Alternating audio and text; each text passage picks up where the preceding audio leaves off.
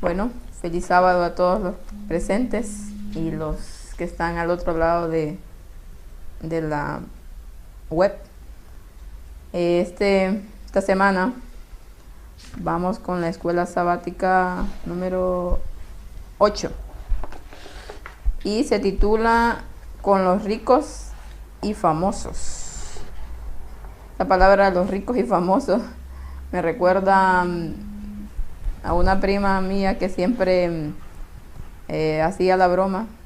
Tenemos una familia que tiene algo de dinero y siempre hacía esta broma: vamos con los ricos y los famosos, siempre que íbamos a ver a esa familia, vamos con los ricos y los famosos. Y a veces menospreciamos, como dice esta semana la lección, a estas personas. Creemos de que porque tienen tanto dinero no se les puede entrar con el mensaje de una u otra manera. Así que en esta lección Jesús mismo nos ha dado muestras de que sí se puede, de que realmente si nosotros estamos con Él, podemos llegar a estas personas. ¿Por qué? Porque todos necesitamos realmente de Cristo. Y a veces las personas con más dinero probablemente son los que más lo necesitan, porque creen que por tener el dinero o por tener todo lo que necesitan, ya no tienen necesidad de algo más profundo, que es Cristo. El versículo para memorizar nos dice: porque raíz de todos los males es el amor al dinero, el cual, codiciando algunos, se extraviaron de la fe y fueron traspasados de muchos dolores.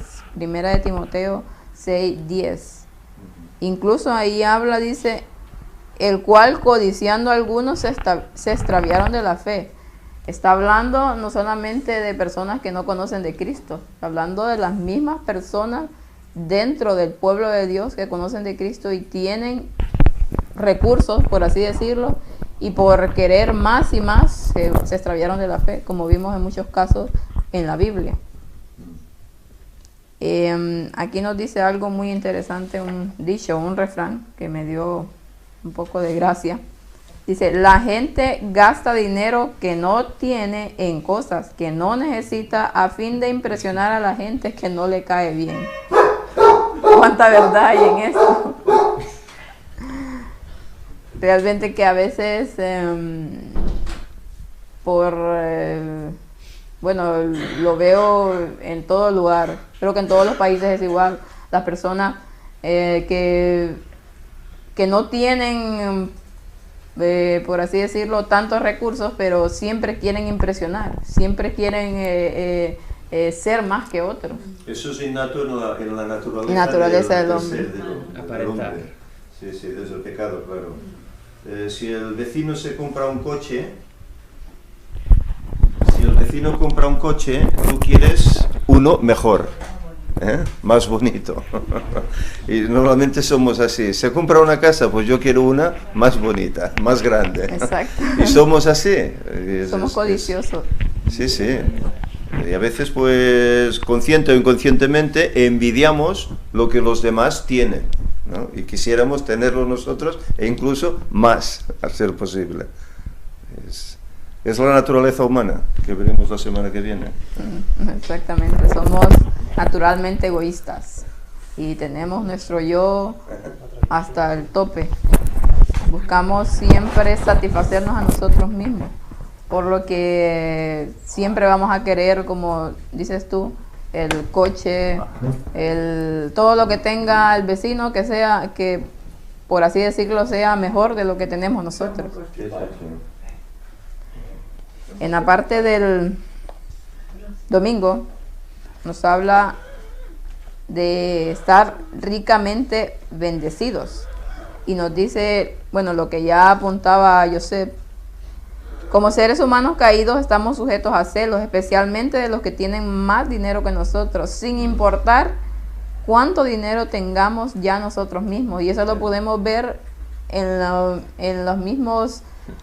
políticos, en los empresarios, en la gente que tiene tanto dinero que a pesar de que lo tiene, siempre busca la forma de obtener más y más, porque quiere ser más del otro que tiene al lado o de los que le rodean. Bueno, ahora esto es noticia en España, ¿no? Porque vemos la tremenda corrupción que hay.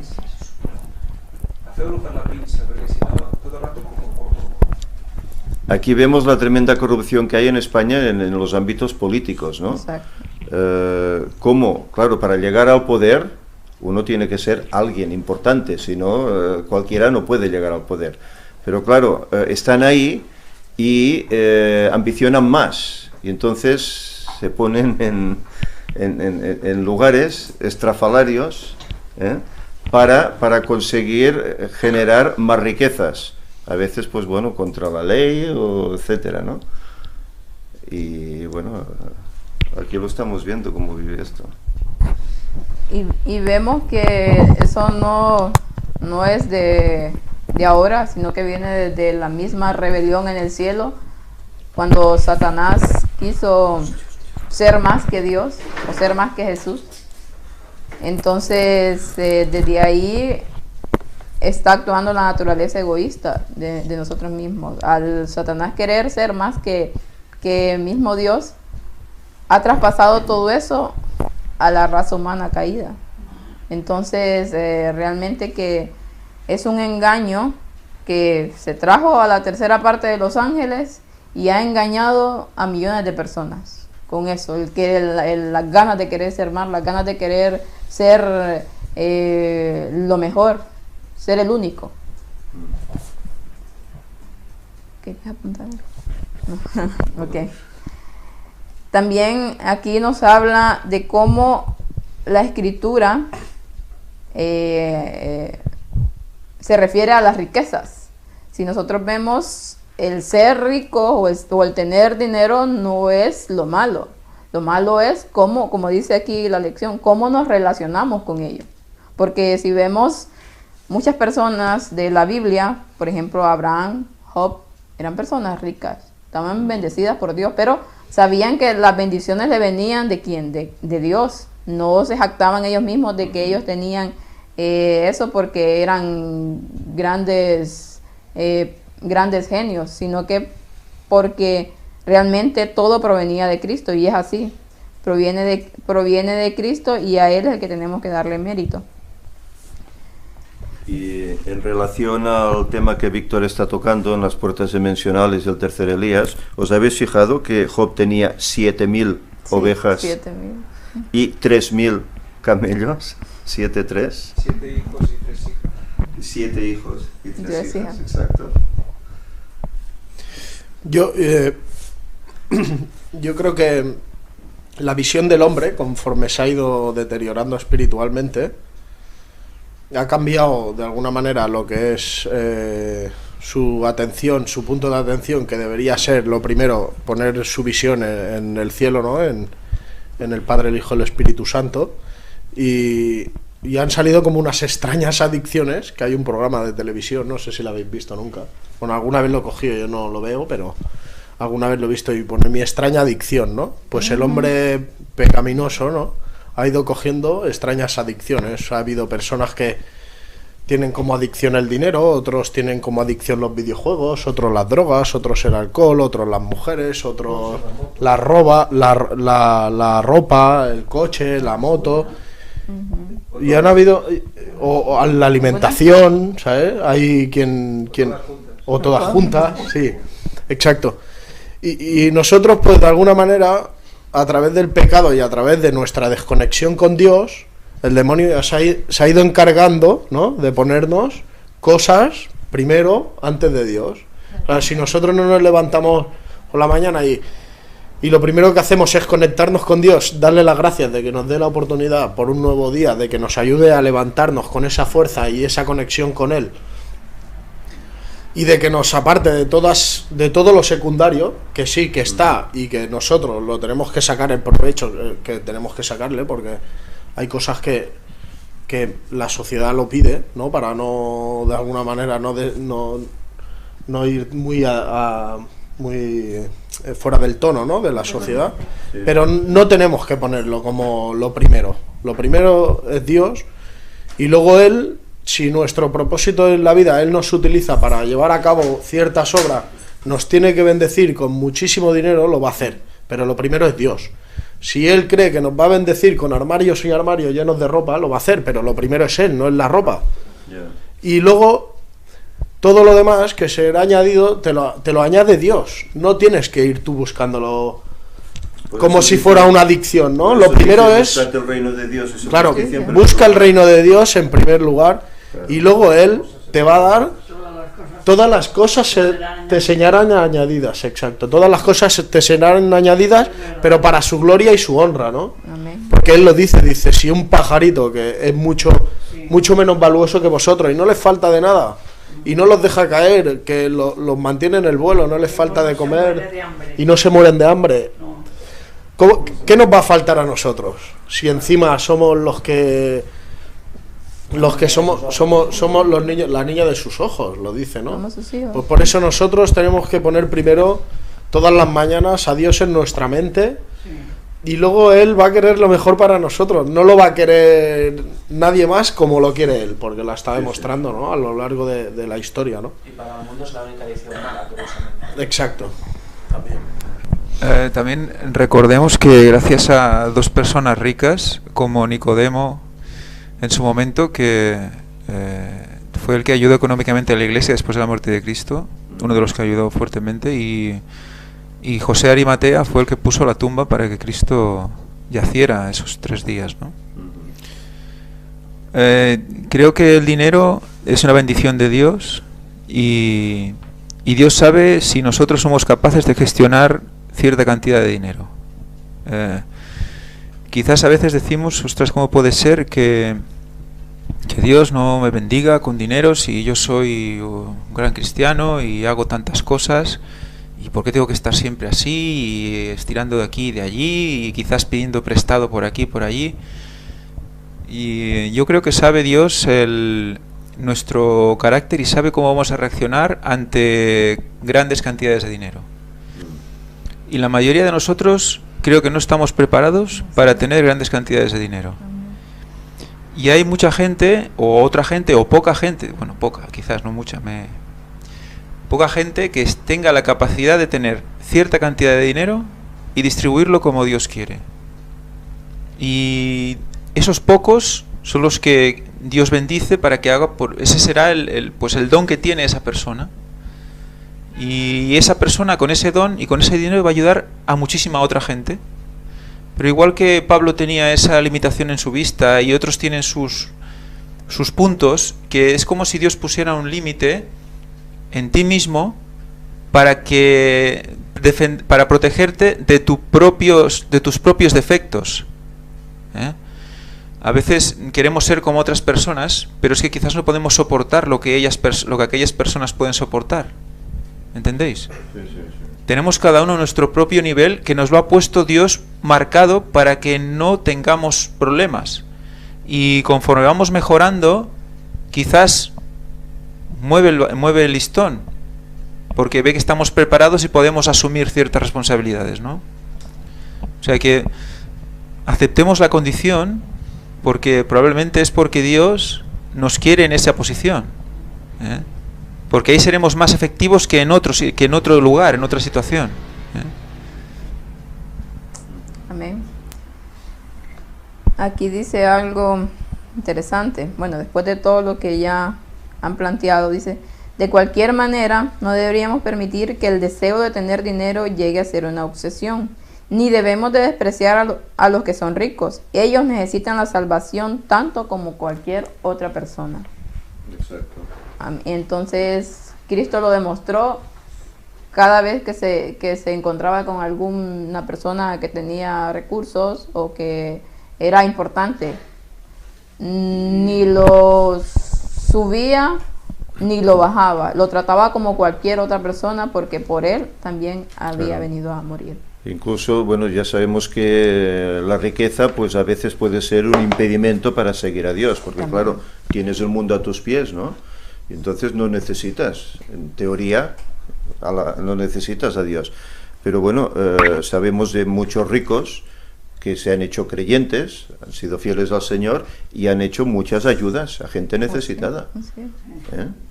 Igual como hizo Zaqueo. Zaqueo, cuando conoció a Jesús, lo llevó a su casa, hizo un banquete y dice: mira, yo doy la mitad de mis bienes a los pobres. Y bueno, eso es lo que debe hacer un rico, porque el Señor da la riqueza, pero no solo para ti, para que compartas. Otra cosa es que entiendas este concepto, pero el Señor lo hace así. Pero tanto te pide que compartas si tienes mucho como si tienes poco. También te pide que lo poco que tienes lo compartas, que a veces es difícil y duro, ¿no? Claro, pero el Señor lo pide. Claro, es eso.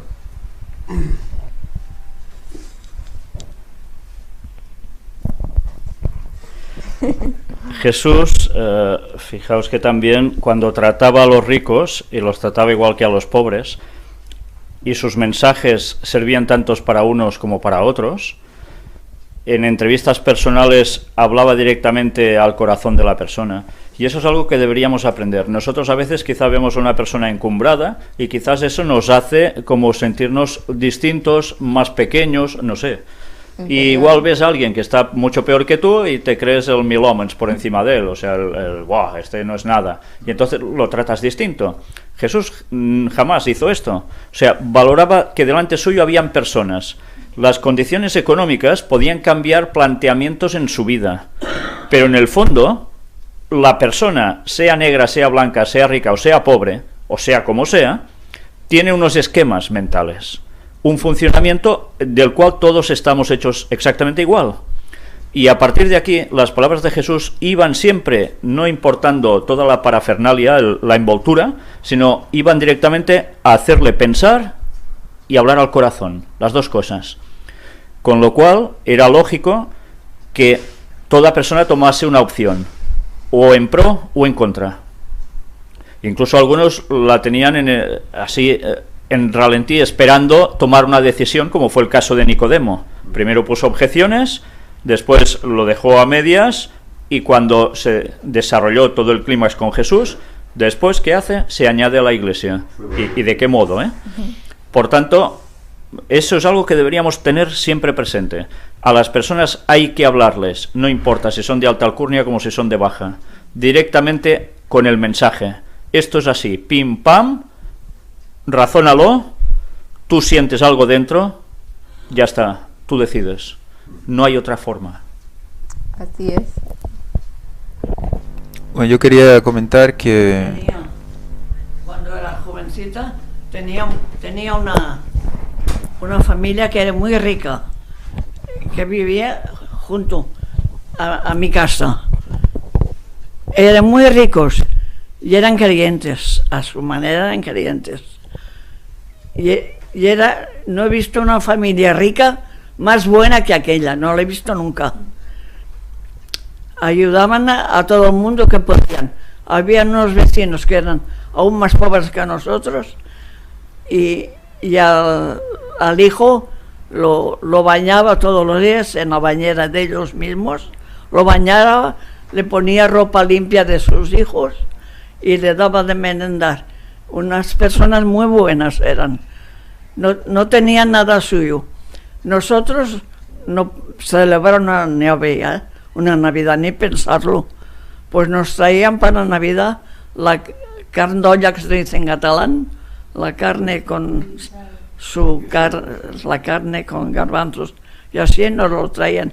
El único día al año que comíamos carne, porque ni pensarlo de comprar carne. Unas personas, muy buenas personas. No he visto ricos más buenos que aquellos y más generosos. No lo he visto nunca. Ejemplares. No lo he visto nunca. Muy buenas personas, sí.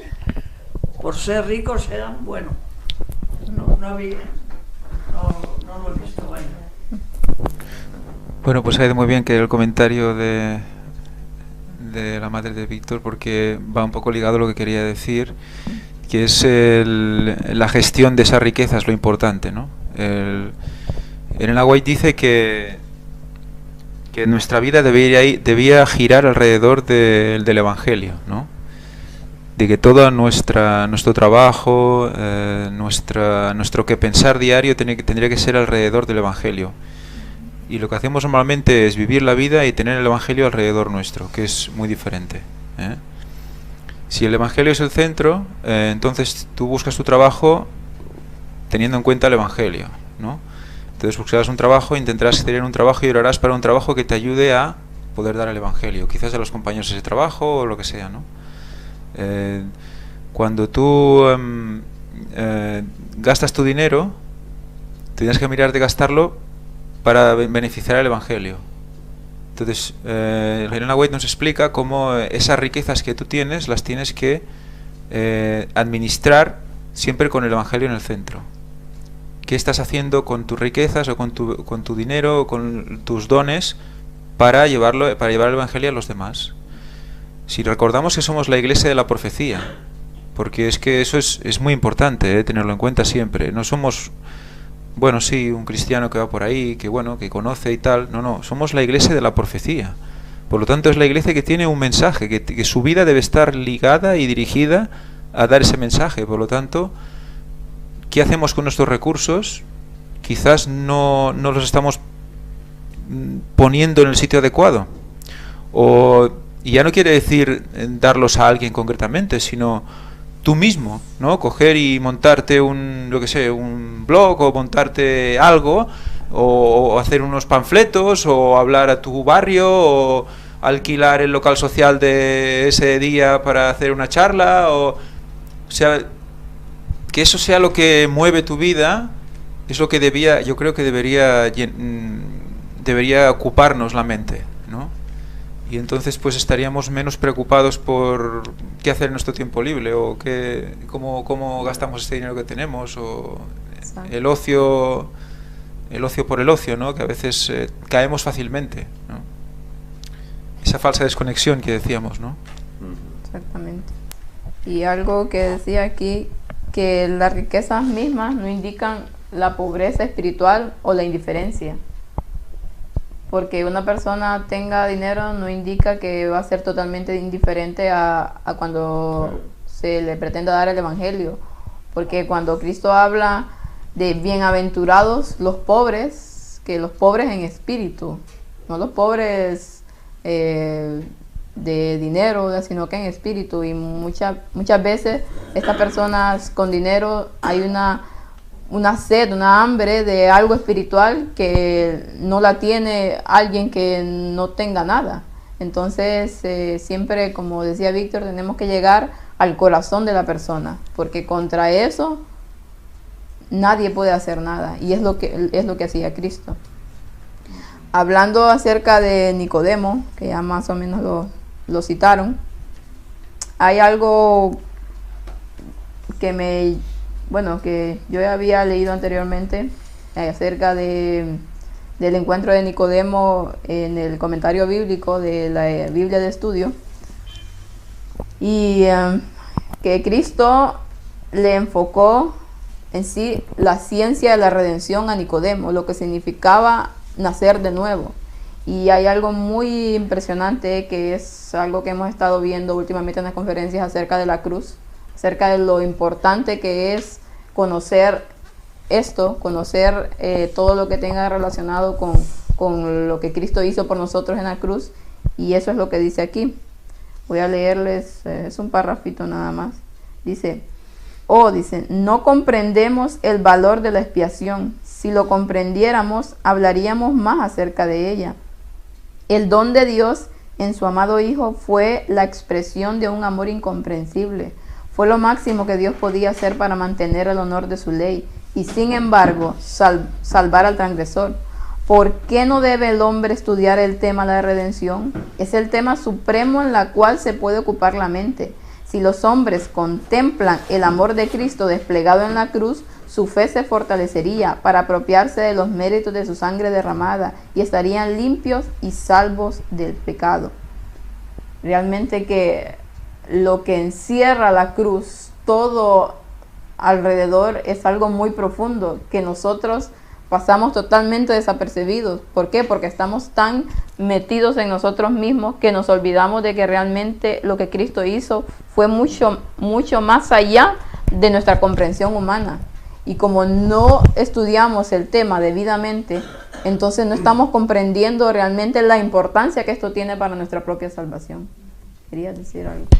Sí, el tema de que has comentado, que el texto, la cita nos habla de entender en su plenitud o con todos los detalles lo que representa el sacrificio de Cristo. Y con lo que estamos estudiando en las conferencias últimamente, en las puertas dimensionales, creo que estamos cogiendo un prisma, estamos englobando de una manera a través del arca, de la lanza, del ciprés, la sangre, lo que representa respecto de nosotros mismos, esa protección, esa oración, por dentro y por fuera.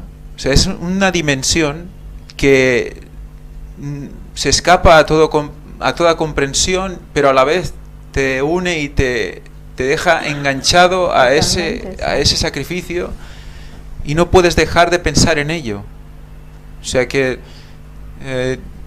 Jesús, Dios, está constantemente dándonos una vuelta de rosca más para acercarnos cada vez más a la cruz, constantemente, a la sangre y de dónde salió la sangre, y a esa llaga constantemente, y a ese sábado constantemente.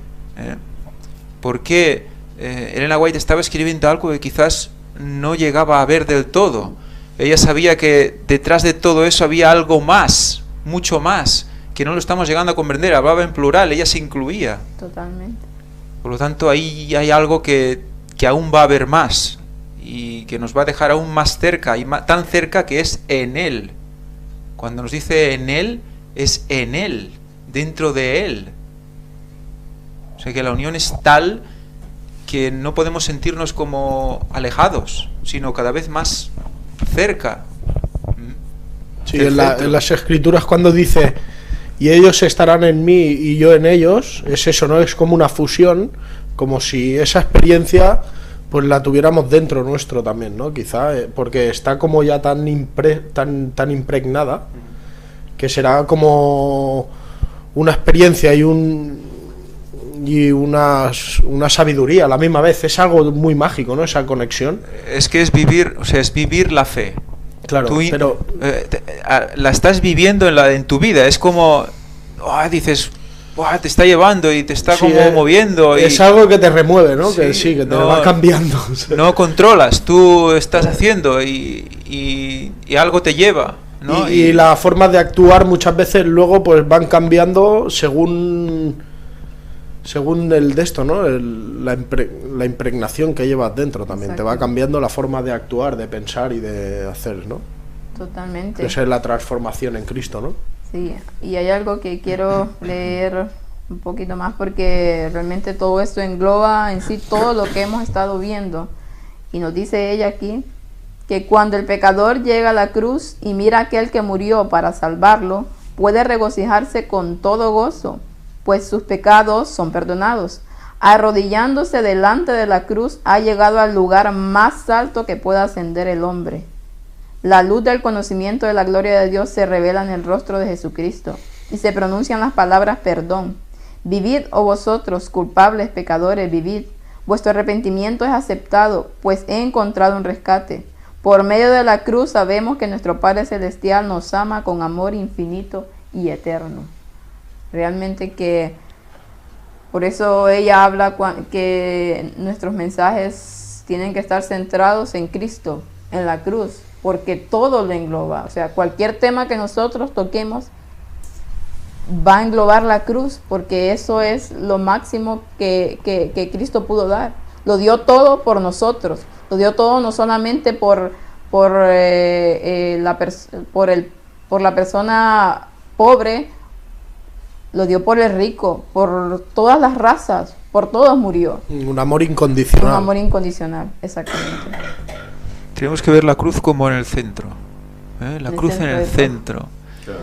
Y todo lo que hay alrededor es un gran círculo, y todo mira al centro. Cualquier tema que esté alrededor del Evangelio, al final, después de estirar y estirar y estirar, nos va a llegar al centro, siempre, a la cruz. yo creo que Nicodemo, después de ese encuentro, bueno, y de hecho Elena White nos habla, nos cita en el deseado de toda la gente, que ese encuentro fue lo que cambió totalmente su vida.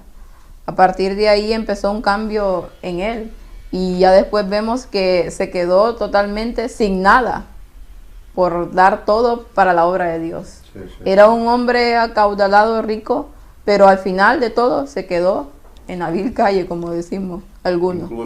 Incluso encontró posición por los mismos a los cuales él pertenecía. Exactamente, Encontró posición, pero no le dio temor seguir adelante.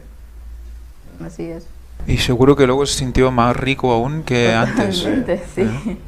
Porque encontró todo el conocimiento que provenía de la cruz de Cristo. Yo creo que cuando nosotros estamos viendo cómo este tema de la cruz, como este tema de la sangre de Cristo, como el tema de la redención, y lo estamos percibiendo con esos ojos espirituales, por medio del Espíritu Santo, que es el que tiene el mérito, realmente que nos quedamos, bueno, no hay palabras, porque la conferencia, no la del jueves pasado, sino que la del jueves anterior a este, y hablaba ciertas citas de Elena White acerca de la cruz, realmente que a mí me llenan.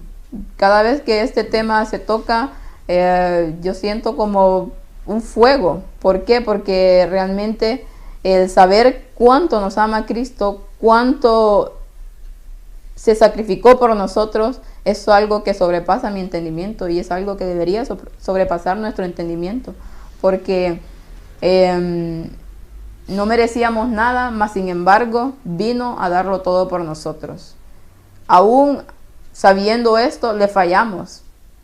Todos los días le fallamos. Y aún así Él nos sigue esperando y nos sigue extendiendo su mano, nos sigue dando gracia. ¿Por qué? Porque nos ama. Y la mayor muestra fue lo que hizo en la cruz. Y bueno, volviendo al tema, pero es lo mismo que estamos hablando acerca de cómo debemos de llegar a estas personas. Y aquí nos dice ella en el comentario bíblico, dice que la cruz es para el mundo el argumento irrebatible de que Dios es verdad y luz y amor. Contra este tema nadie puede hacer nada. Creo que todos los que tengan algo de sinceridad en sus corazones, al saber, al comprender este tema, no pueden rebatir, no pueden tener argumentos, porque es algo que sobrepasa nuestro entendimiento. La parte del martes nos habla de los ricos e infames.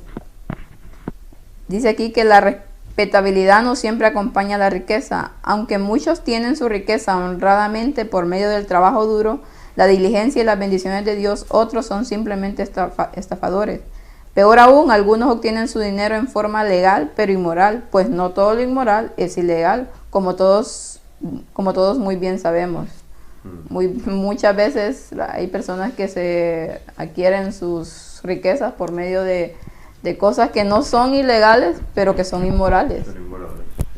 Por ejemplo, muchas ventas de alcohol, exacto, es lo que iba a decir. Tabaco. Un casino. Es que no sé, hay tantas cosas que... Incluso la comida, que va en contra de nuestro, en perjuicio de nuestro propio cuerpo. ¿Cuánta gente no se beneficia de vender cosas que realmente no nos ayudan, son impuras? Entonces están enriqueciéndose de forma legal para el mundo, pero para Dios no. ¿Por qué? Porque están matando a estas personas. Pero eso es falta de conocimiento por parte de ellas, sí, porque claro. no conocen. Bueno, pero... No, y yo creo que también depende cómo se utilice, porque yo, por ejemplo, si en Estados Unidos se consume mucha carne de cerdo y tú aprovechas que tienes una cárnica para empezar a importar carne de vaca, sí que es impuro, pero si tú miras de ir transformando esa ciudadanía para encaminar a Cristo, y yo no lo veo tan mal, sí que es impuro, mejor vender verdura, pero hay procesos que requieren, hay cambios que requieren un proceso. No puedes convertir a un transeúnte en un santo en 2 días. Primero tienes que hacerles ver pequeñas cosas para que luego vea el cambio grande, ¿no? Nosotros lo mismo, nosotros no somos perfectos y no lo vamos a conseguir. Y antes de llegar a un punto elevado hemos tenido que pasar por el primer escalón, por el segundo, por el tercero, porque nosotros somos de pueblo gentil y para nada hemos nacido con las costumbres que quizá Dios fuera querido en nosotros. Pues antes de llegar a esa transformación mínima para alcanzar, digamos, lo que es el reino celestial, hemos tenido que pasar un proceso de purificación. Si esa es la intención, yo lo encuentro bien, ¿no? Que se utilicen ciertos alimentos o ciertos... Pero si la intención es de aún contaminar más a la población, entonces no, ¿vale? Porque siempre detrás de todo esto está la intención de que el demonio lucha y introduce productos, introduce políticas para cada vez contaminar más, y hay personas que utilizan lo mismo, pero para cristianizar o para llegar a esas personas para que, digamos, el objetivo es otro, ¿no? Es el opuesto. Claro, hay que distinguir eso también, ¿no? Porque hay dos formas de llegar a las personas. Hay varias formas de llegar a la persona, pero la intención puede ser totalmente diferente, ¿no? Claro, yo por eso Cristo era Cristo y era Dios en la tierra, y él veía las intenciones de las personas y lo que había en nuestros corazones lo sabía. Por eso él lo dice, yo te quitaré el corazón de piedra y te daré uno de carne, ¿no? ¿Por qué? Porque las intenciones es lo que realmente nos lleva por buen camino o por mal camino, porque hay muchas formas de actuar, ¿no? Nuestra intención tiene que ser la que tiene que ser, no puede ser otra, ¿no? Pero claro, nosotros también tenemos que ser listos, saber distinguir y utilizar las cosas que hay en el mundo para llegar a la persona, como hacía Pablo, porque Pablo, si no lo fuera hecho así, si no fuera hecho ese esfuerzo, no fuera llegado ni a los gentiles, ni a los griegos, ni a los romanos. Tenía que utilizar cosas impuras o situaciones no tan santas para conseguir llegar a esas personas, para atraerlas a Cristo, ¿vale? Claro, yo creo que esa tiene que ser la intención del cristiano, ¿no? Porque... Pero ahí yo creo que Pablo nunca pasó la línea. Hombre, o sea, claro. nunca. Pablo era o sea, Pablo. No hay cosas, no, Pablo era un hombre como nosotros, pero quiero Pero decir bueno, que, era... que nunca pasó la línea. O sea, tu vida, o sea, una acción es hacia Dios o en contra. No hay más. Entonces, o no es tan hacia Dios, no es, o es hacia Dios o en contra. Yo creo que Pablo hizo lo que era lícito, siempre. Nunca hizo algo que no fuera lícito para llegar a alguien que no fuera del pueblo de Dios. Hizo las cosas con ellos que se podía hacer con ellos, y cuando estaba con ellos les hablaba de Dios. Y eso es un poco lo que debemos aprender, que hay cosas que la gente del mundo hace que nosotros podemos hacer, y hay cosas que no. Y cuando estamos con ellos les podemos ayudar y aprovechar ese momento para hablar con ellos. Pero recordarles que cuando estamos en medio de ellos, con nuestro ejemplo, podemos provocar preguntas. ¿Por qué no comes eso? ¿Por qué haces eso? Comer como podemos comer con ellos, pero no como ellos, por ejemplo, ¿no? La redondeado ya, ¿No? Eso era lo que faltaba, sí. Bueno, pues Exacto. no. Y es lo que Jesús mismo hacía. Cuando lo criticaban porque comía con los publicanos, con los pecadores, con las prostitutas, y por qué se le acercaba. Pero había algo diferente en él. Porque él lo podía hacer, acercarse, porque realmente él tenía una comunión con Dios totalmente estrecha. Y estaba fuerte en ese sentido.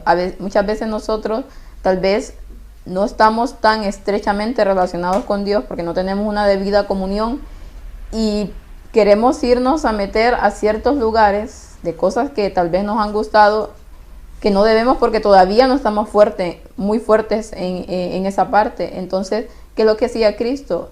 Se iba a orar, oraba. Vemos que oraba a veces toda la noche orando. Y era la forma de protegerse para poder ir con los pecadores. Para que él arrastrara a los demás, no los demás a él. Exactamente, correcto. Entonces, si vemos, cada vez que Cristo se reunía con este tipo de personas, siempre había personas que miraban su ejemplo, por lo tanto podían, causaba efecto lo que Cristo hacía ahí en medio, porque era diferente a todos. Claro. Él estaba ahí, pero no hacía lo mismo que los demás estaban haciendo. Simple y sencillamente estaba dando su testimonio, estaba hablándoles acerca de Cristo, y realmente que entonces esto hacía que las otras personas pensaran, realmente lo que estoy haciendo no está bien, quiero cambiar, quiero ser como Él. Entonces vemos que ese debe de ser nuestro principal objetivo, tratar de, a donde sea que vayamos, ser un testimonio, ser diferente a las demás personas. Por eso somos llamados el pueblo peculiar. ¿Por qué? Porque no hacemos lo mismo que hace el mundo, no escuchamos lo mismo que escucha el mundo, no vemos lo mismo que mira el mundo. Entonces, al ser diferente, ciertas personas, pues, bueno, o la mayoría dicen que raros o qué locos, pero otras personas les llama la atención. Claro. Y ven que este es diferente, hay algo diferente en él. Siempre anda con gozo en su rostro.